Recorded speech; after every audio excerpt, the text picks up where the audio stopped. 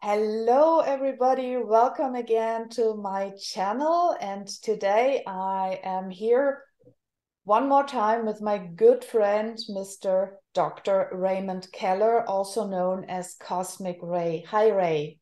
Hello, Anya. Great pleasure to be with you again today. I'm so glad that you are well and that you're back at home. We all know that you had a uh, time of new experiences in the last weeks and month, and there was much going on in your life as well. So we are all very happy to be back now after a pretty long pause of not having had any podcasts and conversations, except for the one that we just recently had with Rob Potter about the Mount Shasta Summer Conference 2023 in June next year, right? That we are all planning on going there. Yes, yes. It'll be a wonderful experience for everybody. Yes. We also have some other activities coming up. On the 29th of April, I will be at the Western Pennsylvania Mutual UFO Network conference as one of the speakers. Wow, that's awesome. So for those of you who are not so familiar yet with my friend Ray here, we should give a short introduction into who you are. I mean, from my perspective, you are the one who knows probably the most about Venus and the Venus connection that we can imagine, because you wrote so far 7 books about the Venus Earth connection and lots and many articles. And you are a public speaker and plus you are a spiritual experiencer, or you are a person who have already had lots of amazing as uplifting spiritual experiences. So what you're sharing is partly from research and partly from own experience, so it's all merged within you. Yes, I feel that's my destiny here on Earth is to bring this information Yeah. out. And I'm so delighted to work with you and very happy with the German translation of Venus Rising, Venus Ausstehende, and that is available now on Amazon. I did see it on Amazon, so I Yes, know. it's available everywhere. Yeah. Yes, so Yeah, that's I'm just so delighted with that because it's a beautiful translation. It's true to the Venus rising, and it also contains much more information than the first book that that you and I worked very hard to bring to the light of the readers. well, that's true. And my viewers might know, or if not, I'm now saying that we had a From Venus with Love tour this year in May and June, and that the most important, I mean, the 3 main lectures, actually, we had 3 lectures. We gave 3 lectures in the German speaking countries. You spoke in English, of course, and I provided the German translation, and these are now online for free, available on YouTube. So everybody who wants to really dive into this huge knowledge of Ray and this information, please watch these recordings, these lectures. And it's very interesting because there's 3 lectures and they took place in three countries in Ellwangen, Germany, Kreuzlingen in Switzerland, and Salzburg in Austria. Yeah, we were right here in the south, in this very spiritual special corner, right? And Oh yes. it's very Well, interesting. I'll tell you the energy that I got there being in Salzburg and with the mountains is very similar to the feeling that you get at Mount Shasta. Oh wow, really? So I'm sure that when you get here to Mount Shasta, that you're going to note the similarities. Hmm. I'm looking forward to that experience. Sure. Not just the fresh, invigorating mountain air that's surrounding you, but there's a spiritual aura attached to both of those mountains.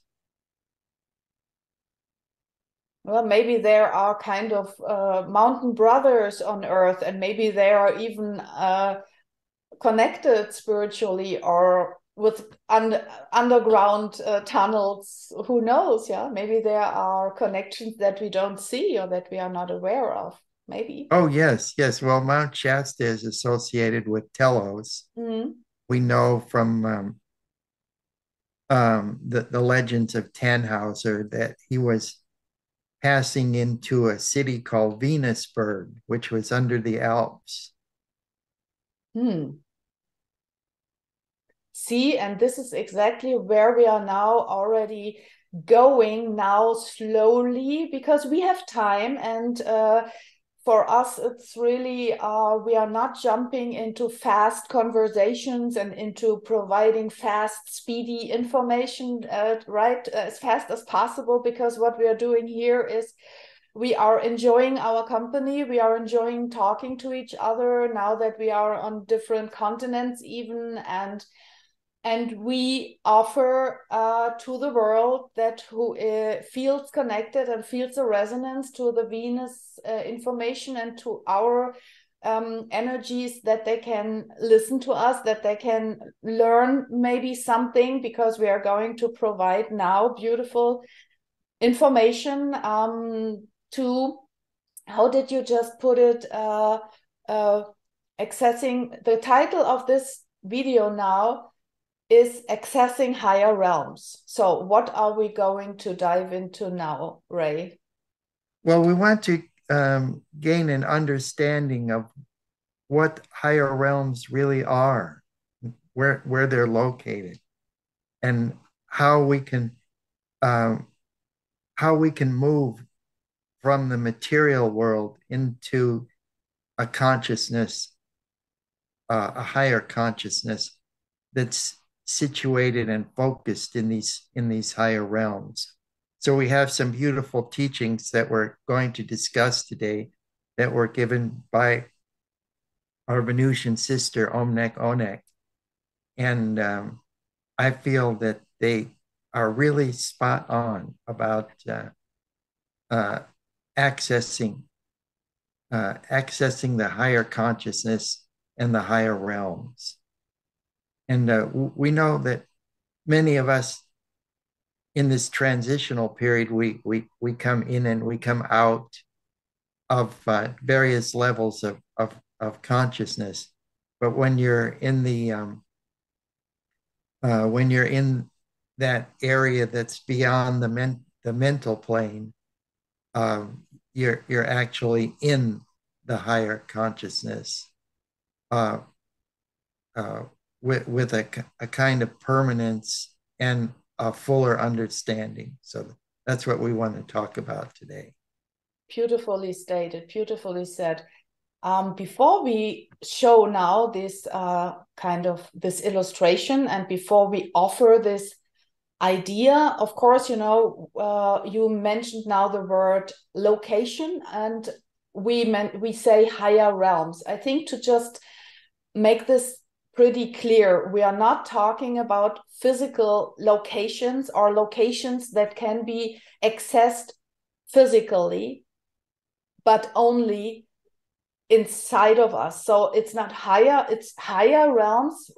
How do we define higher in this case? Because it's not something outside of us, right? We are not accessing higher realms. We're not climbing a ladder physically to some space above us, but it's more something, isn't it, in reality inside of us?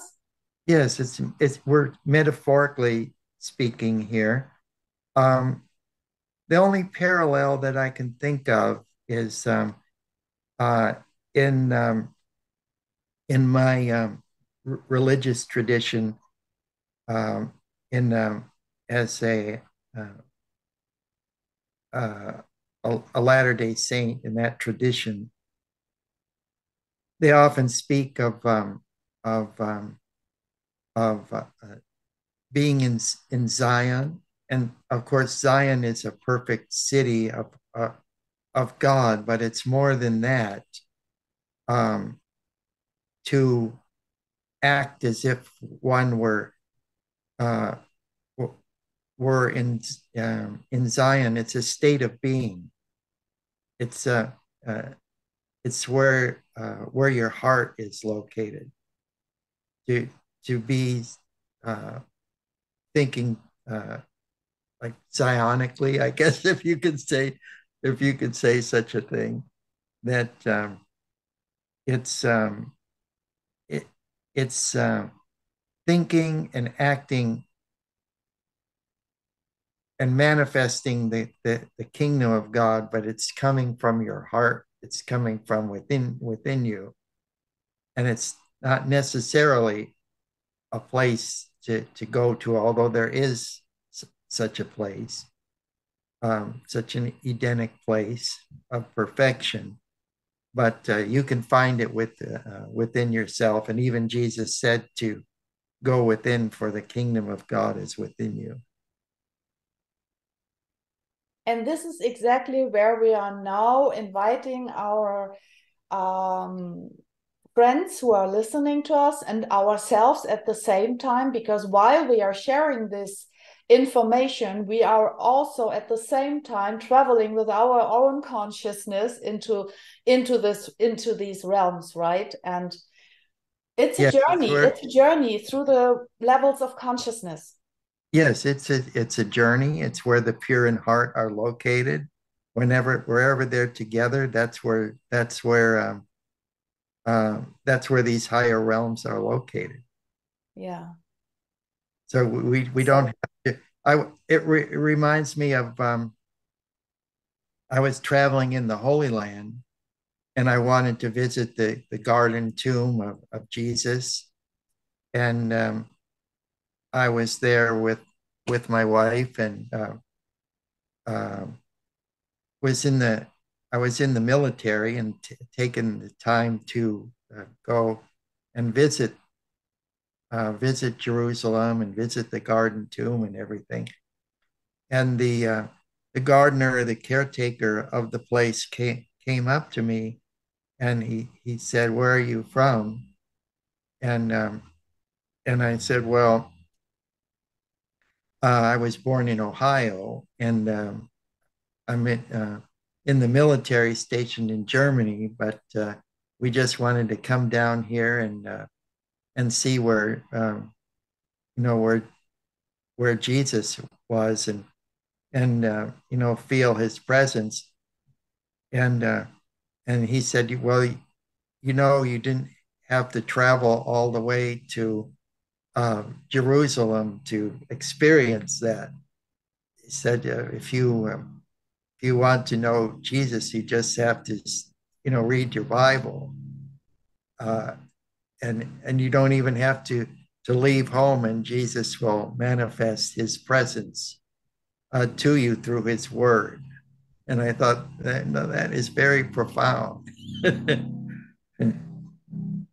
And wow. so this is the same thing um, with with a change of heart and placing ourselves in the light, seeking illumination, seeking knowledge and understanding. We can lift our consciousness to these higher levels, or I should say, allow the allow the light and all the advanced spirits that are on the other side to lift us up there to be with them in their presence. What would you respond to the question, what's the real purpose and what's the use, the reason for going into this information? Well, this is preparatory to entering these higher realms on a permanent basis, and some have already done it here on Earth. Mm-hmm. This is my latest book, "Flying Saucers from Venus They Come," Yeah. and it's a very beautiful book because it has a lot of information in here about other dimensions and so forth. This is Riley Crabb from the Borderland Sciences Research Association in San Diego. He talks about coming into the light and accessing dimensions through higher frequencies. Mm-hmm. So there's him with his mother, who is a theosophist, and the Riley Crabb Revelations, and the work of here's an ascended master being channeled through Mark Probert in the Borderland Sciences Research Group Mm-hmm. with Mead Lane, and also they were in communication with Venusian Mothership in 1946, and those revelations are in there. This is Sol Dunaro, an entity from Saturn in the human form of Howard Menger, and Mm. he's actually transforming into a being of light. And his wife Connie Baxter was herself a Venusian Mm-hmm. by the name of Marla. And there's other photographs of her also in that process of transmogrification into a light being. So this is at the end of the road, the highest that we could go in the material world, and then some who have become translated beings live permanently on the other side, even though they were able to go in and out of their light body on the earth. So there's many stories in here about such individuals. Um, this is John A. Keel. He was a ufologist, and he investigated the uh, UFO phenomena and other kind of paranormal phenomena, but he also concluded that the presence of UFOs in our skies is also indicative of contact with ultra dimensional beings. And I have some drawings in here and illustrations from people who have been in contact with such beings. Um, from the center of the earth, there are these beings, these light beings called Agarthans. Oh, So this Agarthan. explains, there's Mead Lane again from Borderland Sciences. And it explains all about that. The revelations from Michael X.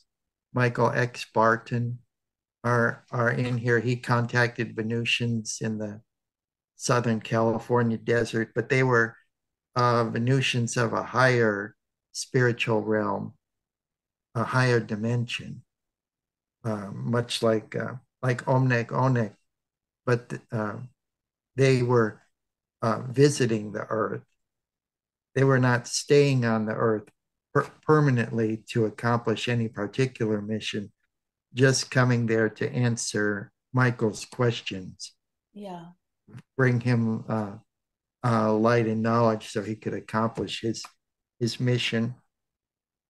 And this is a rare document from the um, Borderland Sciences explaining ultradimensionality and the existence of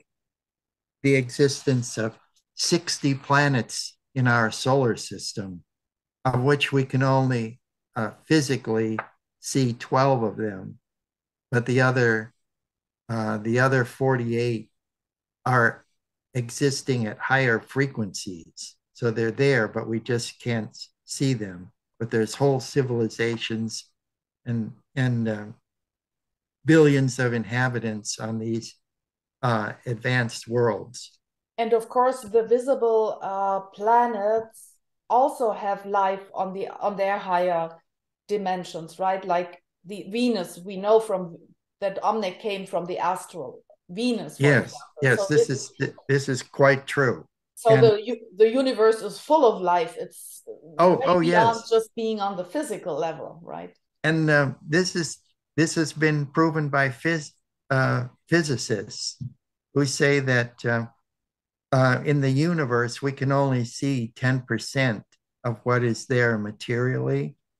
The other 90% remains invisible to us, but they can detect that it's there by the energy that it emits, and accounting for the mass of the total mass of the universe. So they know that there's another 90% out there, but they just can't access it because it's beyond the reach of our instrumentation to more fully probe it and see what's there. And of course, we have evidence of even the Earth existing at different planes of existence, different timelines, and so forth. There's repeating types of apparitions in certain Ghosts. locations. There's all kinds of paranormal phenomena, cryptid beings, and sightings of paranormal activity that are going on. Um, Ghost encounters, spiritual realms that are occasionally touched upon by individuals, and so we know that these things are real, and we know that there are other realms, and you don't have to travel to the ends of the universe to find them. Many have probably experienced contact with ethereal types of entities, and found themselves in kind of deja vu type situations, experiencing paranormal phenomena.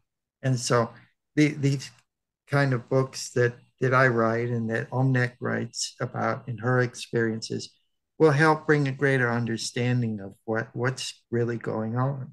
Yeah, exactly. Yeah, I will put a link in the YouTube description so that people can find your books. Of course, they are available.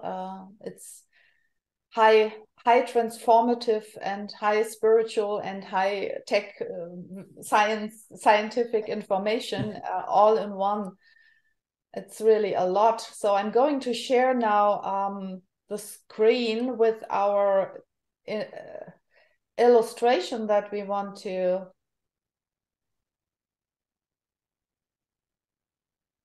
talk about. Are you seeing it? Oh, yes, yes, I can see it very, very clearly. Beautiful picture. I'm still adjusting here all these windows so that I thought I can also make ourselves bigger, but I can't, obviously. I can only, okay. So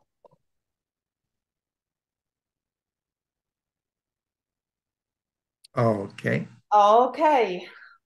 This is an illustration called God Worlds, God Worlds, or the journey of soul through the levels of consciousness. The original concept was brought to the earth in our current times, in our modern times, through Omnek's friend and spiritual partner, I would say, Paul Twitchell, who was also the founder of the modern group called Ekankar, which is a worldwide organization sharing spiritual information. And so Omnek was and is here on Earth to bring the same teachings. However, she personally was never included or part of any kind of organization or group. She was here and is here independently. However, and so these teachings are not copyrighted because they are universal teachings, and many teachers brought this kind of or something similar through in our times or whenever. And of course, we should not cling to the colors, and we should not cling to the order of the dimensions, although there is kind of logic behind it, which we will now discuss, of course. Yeah, but it's really absolutely, it doesn't make no sense to go into the arguments over the colors and these kind of things, because it is just a physical illustration. It's a physical concept, and we can only use physical means like a drawing or colors and words to explain these realms and to dive into them with our consciousness while we are making them aware, while we are talking about them and sharing them. And of course, it's possible to have access to them through meditation, and this is what it's all about. One can make experiences, and because one is able to locate the mind or the soul consciousness and travel through the levels of consciousness, right? This is what we are trying to explain here with this illustration. So yes. So we're not fixed in the third dimension. The only limitations we impose on ourselves are the only things that are keeping us from going back and forth to these different realms that are below the mental plane. Exactly. And so when you are really going and so you have many ways of limiting yourself and to stay limited within yourself. For example, by just saying in the first place, well, I don't believe in anything beyond what I am able to see and perceive with my five senses. If this is the belief system, because this is what you picked up from childhood and from teachings and from parents and from school and so on, and you stay in this belief system, and you are kind of materialistic and limited in this way of thinking, well, then this is what you experience, and you have no way of experiencing anything beyond, because how is it said in the Bible? Thy will be done, right? And so thy world, whatever you believe in, is whatever you believe, this is what you experience. So if you want to open up yourself to higher realms and to become unlimited, you have to start being curious like a child. You have to become, you have to free your mind. So, and open the windows and open the curtains. Right. This is what we are now doing. We are not limiting ourselves, and we are not clinging to this concept of, no, this is not possible because I cannot see it. And the other thing is, it's also very, very limiting as soon as we are going into arguments with another opinion. Because if somebody says, well, the physical realm for me has to be black, or it has to be purple, or it has to be yellow, then, well, and you go in an argument and in a fight over this kind of concept, you are lowering your energies to such a bad way that you have, again, no way of opening up your mind. Yes, it's a self-imposed confinement, isn't it, Anya? It's like putting yourself in jail and Exactly. throwing away the key. So I learned that early on that yes, there's good in many religions and philosophies, but there's more in this universe than is contained in those religions and philosophy. So we have to be able to step out beyond ourself and past our own ego in order to experience these things. in order to access higher realms. So I'm now giving an overview over this illustration, and then we can go through it again one more time and go into a little bit more depth of each dimension that we are now showing here, that we are now presenting. So again, this is giving an overview over the God world. So this is a concept of creation, the way God or source of creation. There are many words, or the supreme deity, or higher. What else? The unnameable. We can give it so many names. So it's of course not the religious God. It's not the God that we know from any religious scriptures, or not even from the Bible. We are talking here about the source of creation, which is way beyond everything that we normally, that we are aware of, or that we have been taught in our schools or from religious sources. We are talking Yes, about and the source of creation. when we talk about what we see in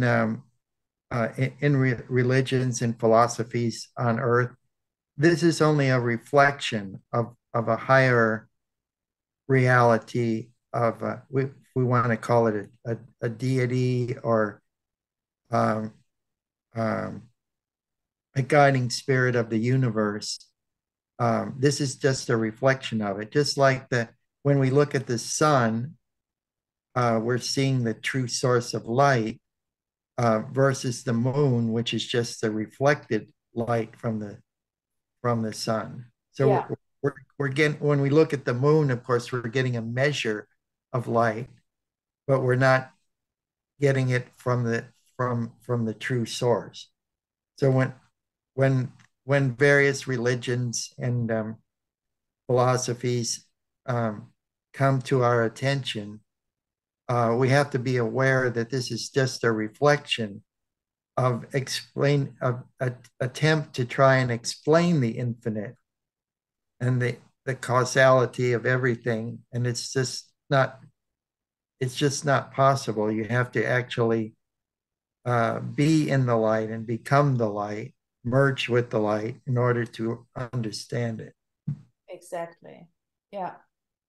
Yeah, we are doing our best, right? This is why we are here, and we are here also to really bring the light forth within ourselves, and to and illuminate ourselves and the world that we live in. And this is a beautiful so again, Omnek, so our Venusian friend from the astral Venus, as we already said, many people know who Omnek Onik is, and who is not aware of her life story and who she is. There's lots of information on my channel, on my YouTube channel, with her and about her. And this concept, for example, that she kept sharing in all her talks and lectures, in the books and in videos and everywhere. So it's part of the complete Venusian teachings that Omnek has been sharing here with the world. When she tried when she explained the levels of consciousness or the source of creation, she always said, try to visualize a centrifuge that's spinning at a very, very high rate. And when you enter stones or rocks and sand and water into this centrifuge, then you will see that the heavier material, like the rocks, will fall to the outer edge, and then will come the sand and then the water. And in the center of the centrifuge, there's just pure energy. There is nothing else but nothing. And this is where we visualize, where we try to understand the source of creation, or God. And this is exactly what we see here in this illustration. We have the center of creation, which is in the middle, is the white circle, or the white ball. and then you have the yellow.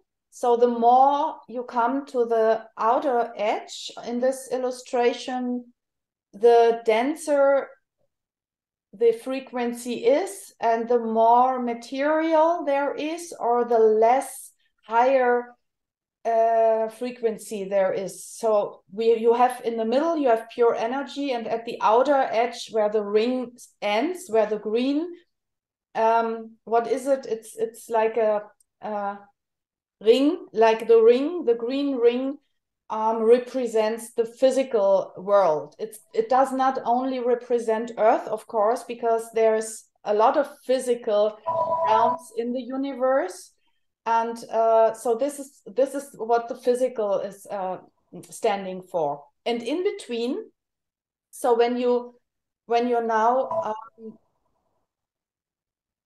looking at that, you have the white in the center, God, the source of creation. Then you have the yellow, which stands for the soul dimension, because Omnex explains that the soul is a spark of God. It is the same energy, the same frequency as God. It's just starting a journey through the levels of dimension, because God needs to go into the lower dimensions to experience itself, because God is, it's just being, it's just an isness. God is nothing but being.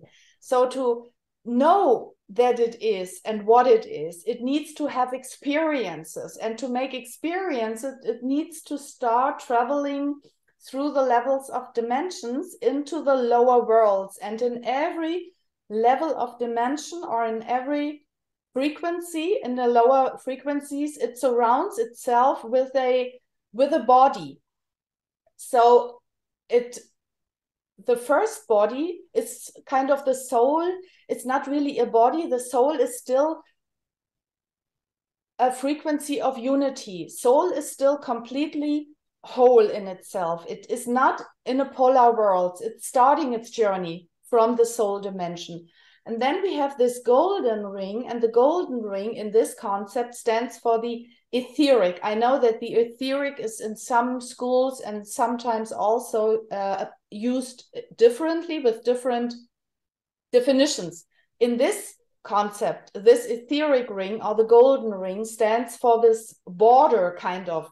Border is a physical word, but it's like this little skin, or this little border that separates the worlds of union, or the worlds of unity, from the worlds of polarity. And this is exactly why we are here. I'm showing it with my lilac arrow, with my mouse.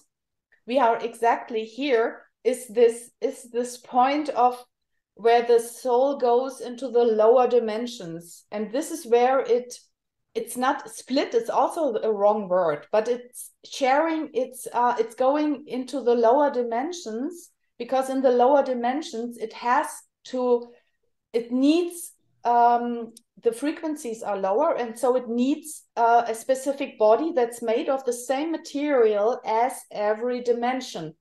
So the first dimension after this kind of border, this etheric dimension, is the mental in this concept. And the mental body is what the soul surrounds it with in the mental dimension, so that it becomes a specific capacity. It becomes a ability. The mental provides the soul with this capacity of all that we can imagine that's connected with the mental.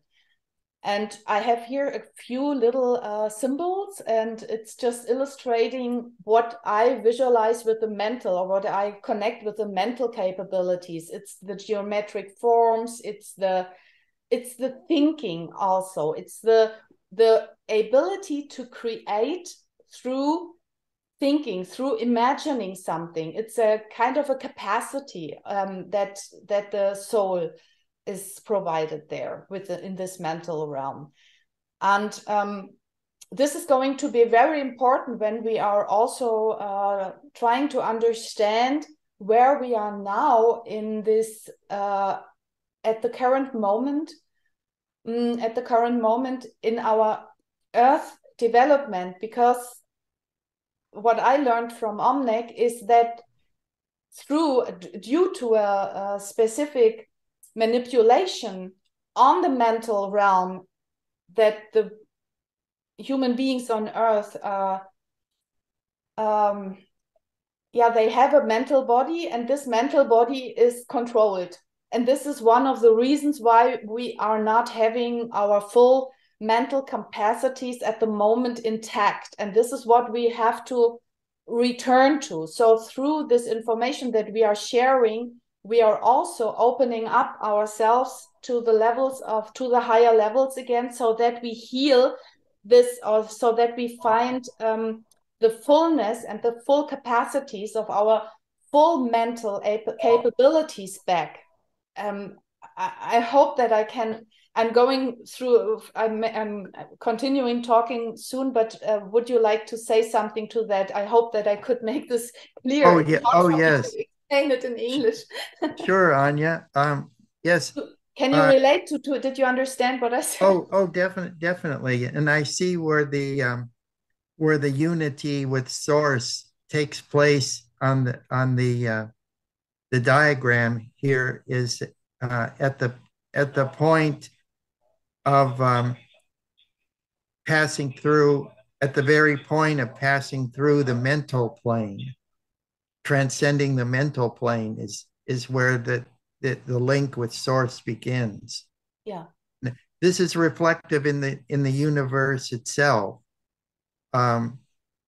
Physicists will explain that when you look at a galaxy, the material on the rims is the denser material that has expanded outward in the disk,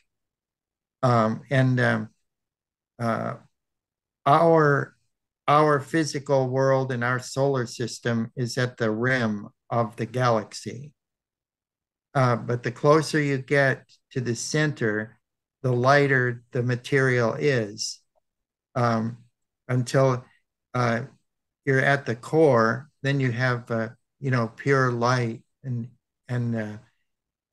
then when you go beyond that to pure energy, they say at the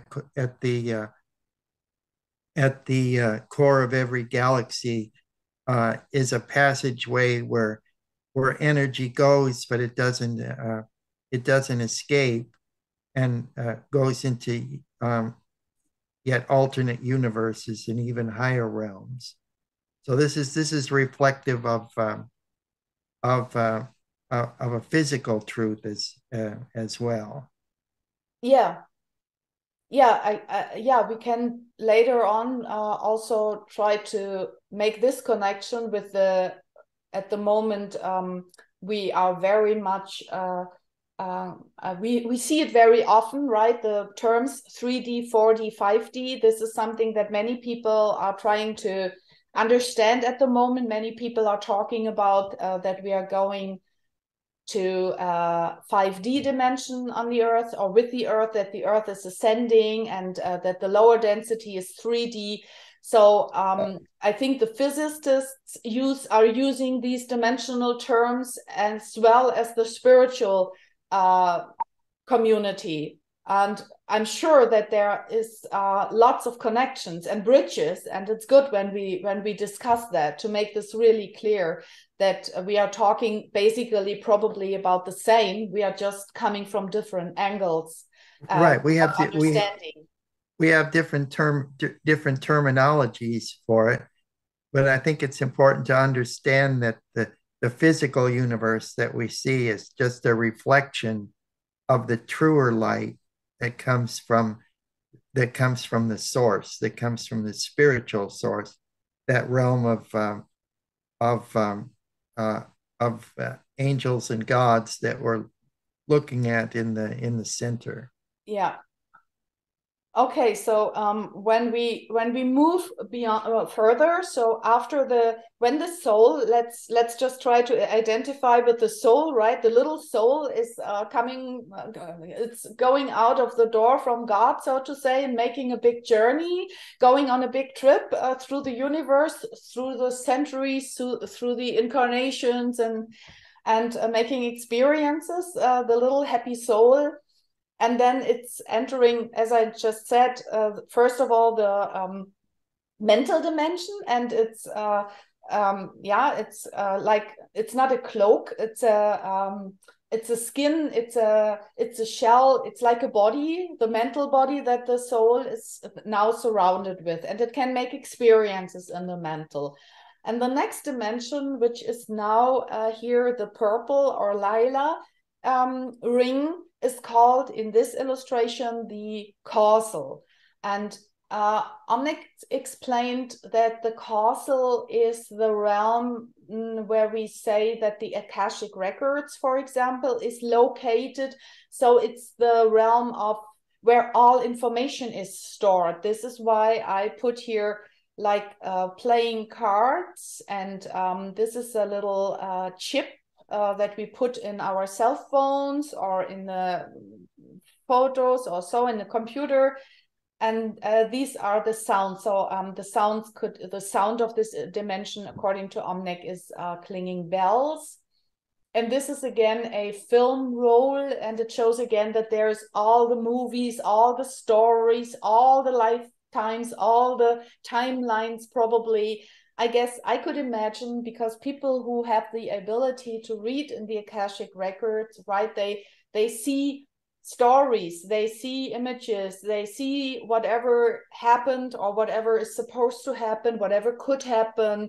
And as you said, Ray, right, the Venusians have, for example, the ability to view 7 timelines, including the one that they're on. And many people now, we had these guardians of the looking glass. The looking glass technology is also some technology that is right, has the ability to look into timelines, as far as I understood.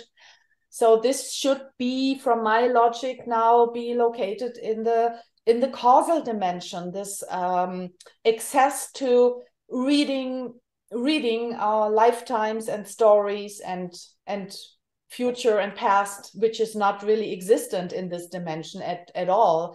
Can you comment on that? Oh yes. My partner and researcher that was with me in the 1980s, and Andy Reese. He was very big into exploring other realms in time and space, and writing about them.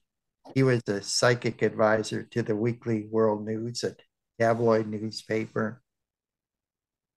I was at his home in Glendale in California, and he even had he even showed me a psychic telephone that he could call and talk to people who'd passed on to the other side. Wow. So yeah, this is all very, very interesting, and it's true that time is very much different than how we understand it, and accessing time, accessing different timelines, and so forth. Um, Truman Bethurum, who had been to Venus as well, made 11 trips into outer space.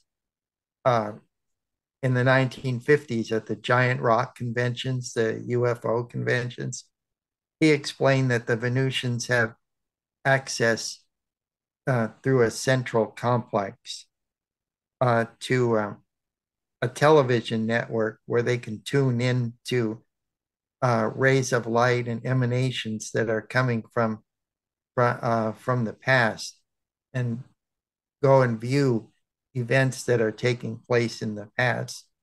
They have a time temple, a temple of history, where they can actually view these events. And so other worlds are farther ahead of us in this kind of technology, although we're beginning to experiment with it. The Chinese experimented with we're doing experiments with teleportation, and they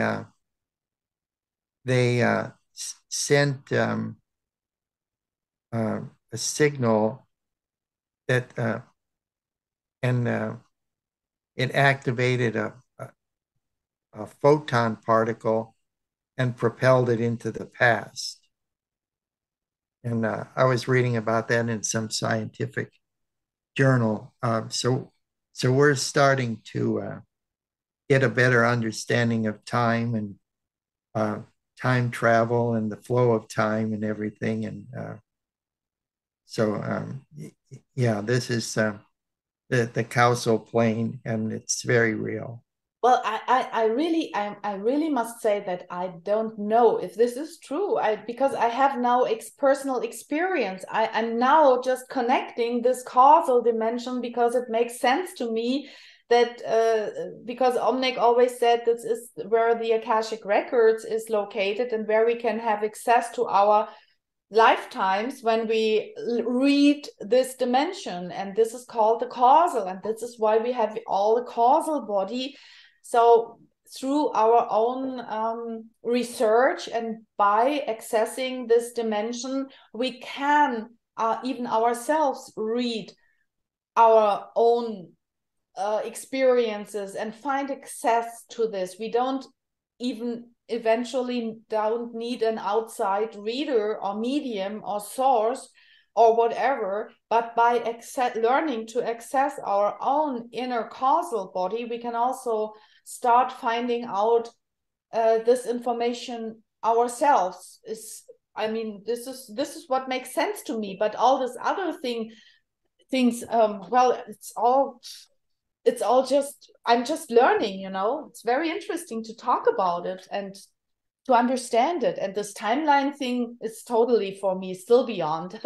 I know that I can remember that Omnek spoke about the temple of history, and that they were brought there to learn about the history on other planets and their own history. And this is where she also learned a lot and shared this information then later in her book and in her teachings and in her lectures. So the whole history, the complete history and story about the creation of Earth and the creation of our solar system, all the planets, the inhabitation of Earth, for example, and also the very important incident, which I don't know if it was really just one incident and who was it eventually, it doesn't matter. I'm talking about the so-called genetic manipulation and so on. So this kind of genetic engineering that was done at some point in human history, which then had the effect on the lowering of the consciousness of the people on Earth and brought them into this really, really complete forgetting who they are and that they are soul and that they have access to the higher realms themselves without mediators, and where they could really be completely controlled and manipulated. So according to my understanding and to Omnek's teachings that she brought, this happened in our past at some point, maybe even more times than just once, I don't know. But I can understand that this must make sense, and that we are now here and then now that in the times of transformation, so that this our old full capacities are being returned to us, so that we realize again that we are souls, that we are light beings, that we are creators of our worlds, and return, so that our power is being returned to us, which gives us again the complete capacities of creating our own worlds consciously. Because as long as we are in this complete lower consciousness, completely controlled and manipulated and not knowing who we are, we can be totally our life force energy is just dissipating and being sucked away from whoever entities or other realms and so on, and we are just depleting our energies because we are not we don't know how to have access ourselves to the battery, right? And the battery is in this way, in this case, in Yes. this illustration, it's source itself. So if we learn again to access our own source and really connect ourselves again with our heart, with our soul to source, we are again full creative and full creator beings, and we have our own powers back. This is what it's And all about. this is very important, Anya, because the closer we are to the source, the more we're able to go within and discover the powers that we really have Mm-hmm. that have just been lying dormant within us and begin to activate them. There's many Exactly. people that can do remote viewing, and then there's other powers like telekinesis, telepathy, clairvoyance, clairaudience, even bilocation, are some amazing things that we can do because we're brothers and sisters um, to to the star beings, to the more advanced civilizations and super civilizations that exist out there in other realms. And I know like Frank Jacobs is working on that project Looking Glass and things. So there's physical proof that um, there are other timelines and in other realms, and we can begin to access them and step into them.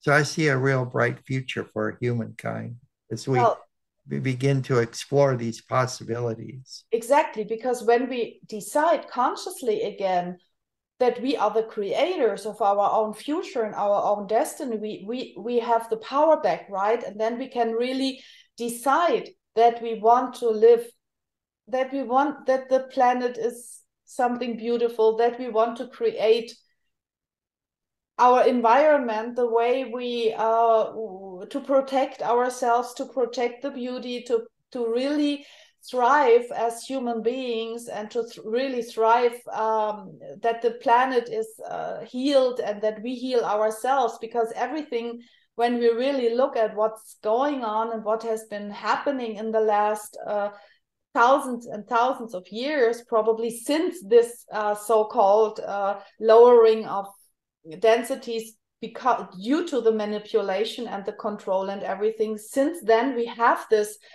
um we forgot that we have these higher powers, the ways, the ones that you just mentioned, right? Like the higher capacities of clairvoyance and everything. And this is so beautiful that the Venusians and other benevolent ETs kind of actively showed up and support us here, so that we remember and being returned to our ability again to decide.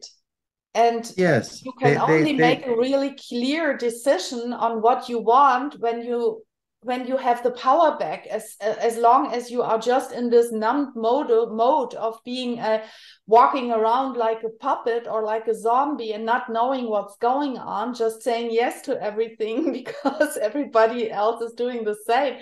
Well, as long as you are just in this mode and you think, okay, I have to die when I'm 70 or 80 years old and that's it.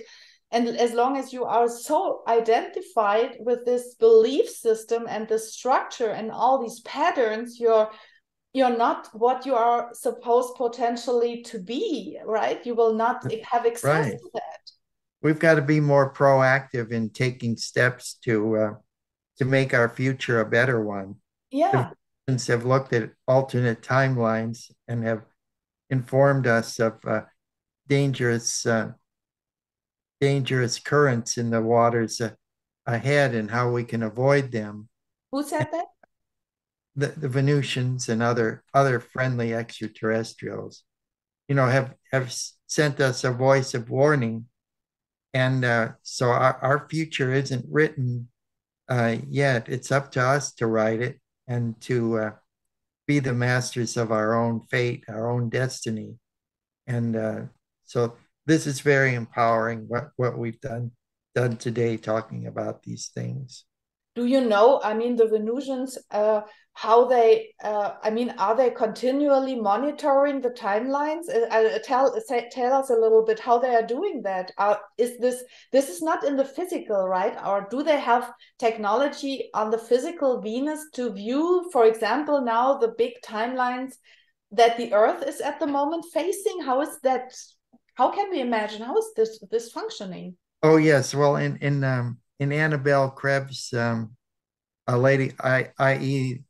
Lady Columba, in her book, she describes the uh, the the the process of time, that time moves through space like a radio wave, and that there's various harmonics, different echoes and ripples, like ripples uh, on the surface of the water. That the time moves through space much like that, in an octave, just like a radio wave. And so that there are these beside the one that we're living in, that frequency and that octave, there are seven others um, that are existing that they could look into. And so they can look into the future or the past by catching these radio or these waves, and can see ahead or behind, and thereby teach us or warn us of lessons from the past, or dangers ahead in the future possibilities for our timeline, for our world. And so that's what they do. And in the 1950s, for example, up through the Cuban Missile Crisis, they were diffusing radiation from nuclear tests and so forth, and uh, dropping green fireballs, which are radiation neutralizers, and doing all kind of things to help us, but behind the scenes. Well, and now? Oh yeah, they still continue to do that, and I mean, are they monitoring the timelines that the Earth is at the moment? oh yes, they are. And are they I mean, is it, oh God, I wished I could, I want to go there and see this technology and have a yeah, I would love to really deeper understand it. I can only try to imagine. Of course, I can't imagine at the moment 7 or 8 timelines. I'm just trying to, or I guess I'm pretty well, or I have an idea of or understanding of the two basic or the two main timelines that Frank, of course, is always talking about, right? This one with the direction of transhumanism and so on, and this total technology and AI, and the other one is that we are just talking about, of complete returning to our full capacities of being a human being, and yeah, eventually even becoming masters again, and realizing our soul selves and our soul bodies. Would you say that you're seeing the same, or is there something to add to that, or are you aware of that? No, this is a course of natural evolution of species throughout the universe. They'll reach a point where they have to decide whether they're going to follow an inhuman technological course of further development, or whether they're going to become a humane, compassionate, and spiritual being. So this is really what's going on. We really are now facing, or we are really in this, maybe this is why there are so many human beings at the moment on Earth incarnated at all, because they have the chance to make a decision on what's going to, where they go as a soul. Is that? Oh yes, and not only as a soul, but as a planet. That Lady Gaia, the consciousness of the earth, are we going to move favorably in her direction, or are we going to go to like an inhuman technology? The Venusians had to fight a war against AI and choose for themselves what direction they would move in. So we will have to do the same. It's now with all the crisis that's going on the earth with the instability in Ukraine and other places and Russia, and they've moved the doomsday clock forward um, to where it was like back in the time of the Cuban Missile Crisis. So that's not good. And it's up to us to move ourselves as a species collectively into a better path.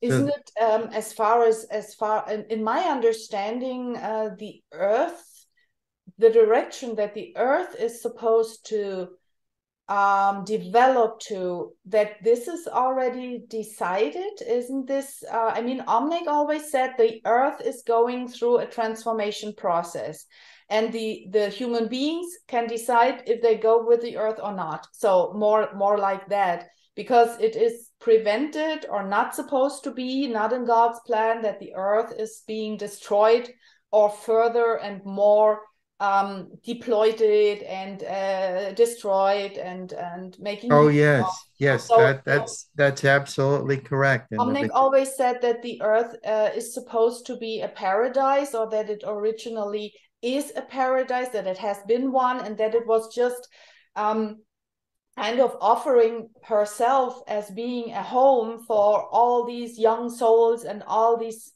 centuries and thousands of years of for being a host for all this unconscious people and all these young souls and all this destruction, but that it is not to be that she's not determined the Earth to be in this forever, but that she is supposed to be allowed to heal and to be again a paradise, and so she needs other people living on her. She oh needs, yes. right? Well, this So, is that's been the message of Venusians and some other benevolent ETs all along, is that we shouldn't let our our level of technology surpass our spiritual understanding and our spiritual development, because we need that spiritual development to have the wisdom to appropriately use it and not cause harm to our fellow beings or to the planet itself.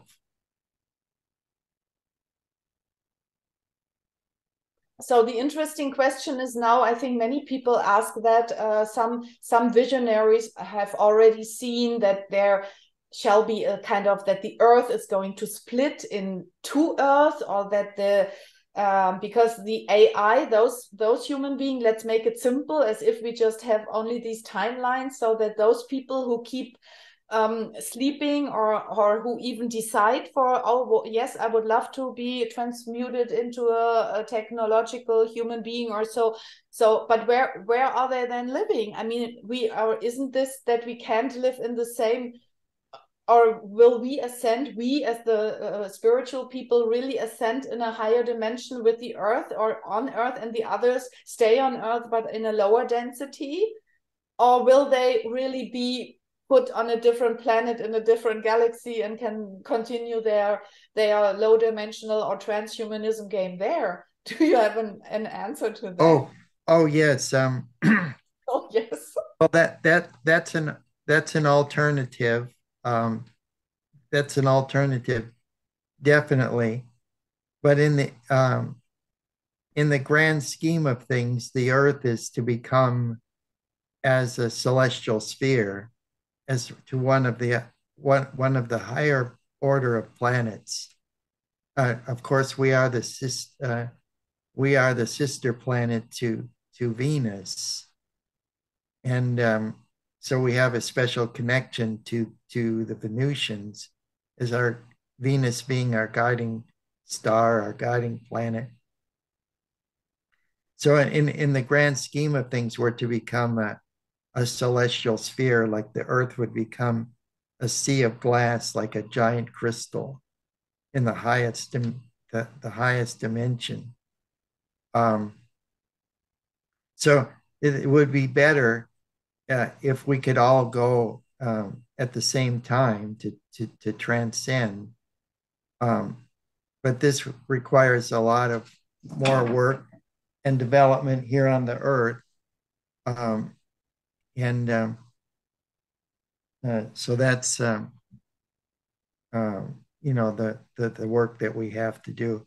I would just, there was just a watch that got up by itself and uh, and and dropped on the floor. What? Yeah, yeah. I don't know. Yeah, while we were talking, it just got up by itself. A And watch?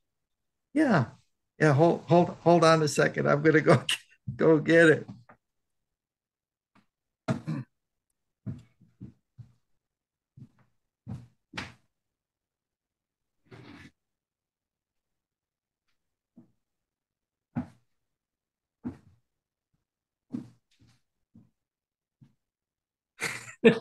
It hopped by itself from the Yeah, table?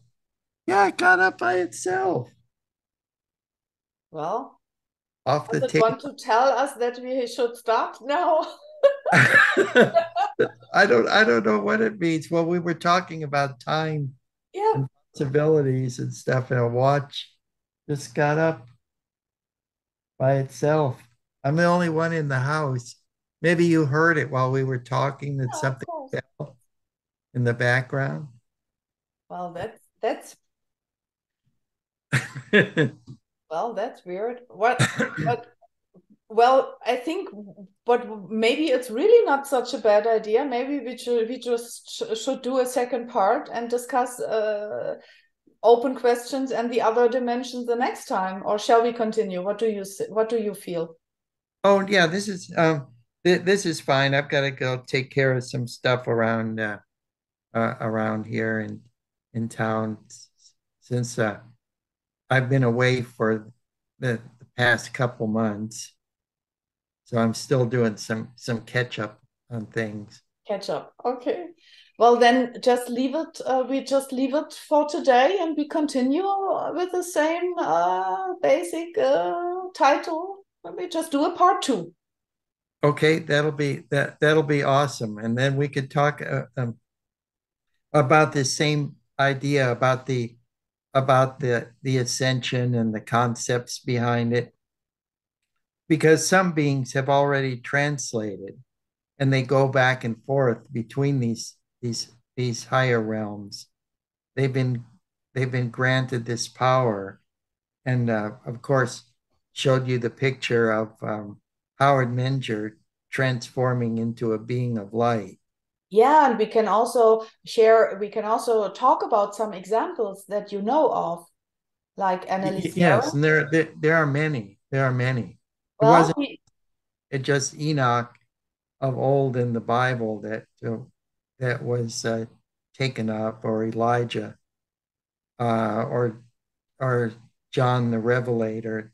Many people have experienced this process of what they call translation. yeah, this is a great idea. Then we continue with that, and you can give me maybe some names, and I try, if possible, I can try to find some photos, or you can share some photos if we have some. I mean, if they exist. If not, of course not. But we can speak about that, and maybe also compare to ascension. What's the difference between translation and ascension? Yes, yes. Well, yeah, we could do that because it's a very complex subject, but it's also covered in the first Venus book, whether Yeah, they read the English or the German translation. exactly. Okay, my friend, then I would say goodbye for today. Thank you for beautiful conversation and for sharing the time with me again, and see you next time. I'm going Yes. to stop now the recording. Thank you, Ray. Bye. Thank you. Bye now.